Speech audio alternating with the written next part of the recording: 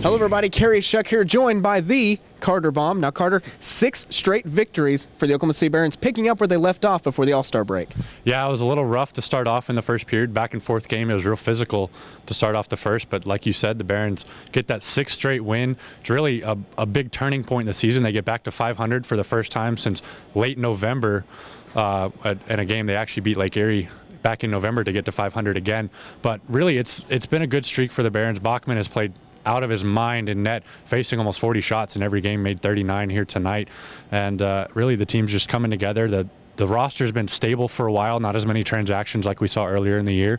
So the team's coming together, and really, this streak is a big point in the season, especially if they want to make the playoffs. Sorry about that. And like you had said, Coach even said earlier in the pregame, the consistency of the transactions, it's really helping because now he knows who they're going to be coaching throughout the games and the way the season's been going right now. Yeah, you mentioned it postgame as well. I mean, earlier on in the season, you had a different lineup every week for sure, but even every couple days you had a different lineup with moves. You hit the 100 transaction mark in mid-January. The Barons had not hit 96 transactions in a full season. Or actually 96 was the record in a full season in franchise history. So to hit 100 that early on, there's no chemistry that can be developed within the teams. But you know, we've seen it with the steady roster. Arcobello came back down before the Olympic break that he had to take off because he spent so much time in Edmonton. But other than that, it's a consistent roster. And when you add someone like Arcobello, it doesn't matter that you're adding someone else because the skill that he has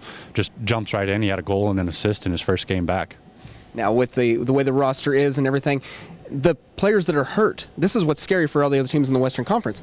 Tyler Pitlick, Ryan Hamilton playing great. Curtis Hamilton was playing great. Andrew Miller, plus you're going to add Mark Arcobello if he comes back, not knowing if he's going to go back to Edmonton. I mean, that's kind of up in the air, I'm sure. But this is still a really deep team once those players come back from injury. Yeah, we'll see on Wednesday when Arcobello gets off the Olympic break whether Edmonton leaves him here or calls him back up. But like you said, Curtis Hamilton playing great. Ryan Hamilton playing great.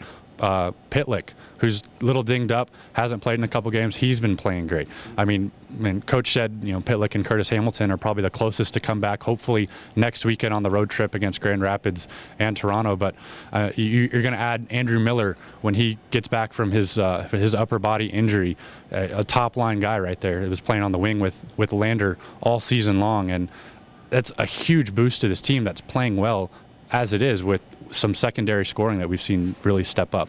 Talk about the play of Anton Lander. The captain has really stepped up on this 6-game winning streak. Even before, I mean, they've played really well over the last 10 games, but, this 6-game winning streak, he's played great. Yeah, Captain Clutch coming through tonight with 19.8 seconds left to get the winner on the power play. And, I mean, it's one of those games where both goalies played out of their minds, 35-plus shots for both teams. And, it was kind of one of those things where you go, it's going to go into overtime and someone's going to get a lucky break, and a goalie that's played out of his mind all night long is going to deal with a heartbreaking loss here. But Lander on the power play, just as everyone's settling in to get ready for overtime, and Lander with the one-timer puts it in the net and seals the deal and pushes the win streak to 6 games. Well, they're going to play the same Lake Erie's team tomorrow. Now, they split the last time they played, but what do they need to do to get the victory?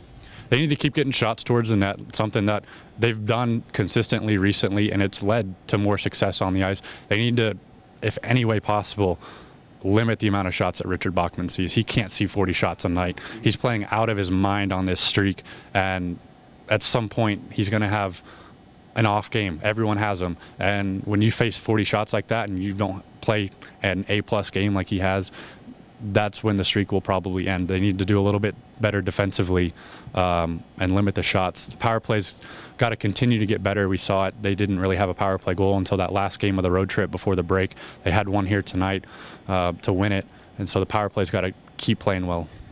And then tomorrow night, a big thing for the fans, drive away over Saturday and salute to heroes. Yep, brand new car given away tomorrow night here at the Barons game, so fans come on out, salute to heroes night. Always a good night, saluting the military, active military in attendance, and it should be a good game.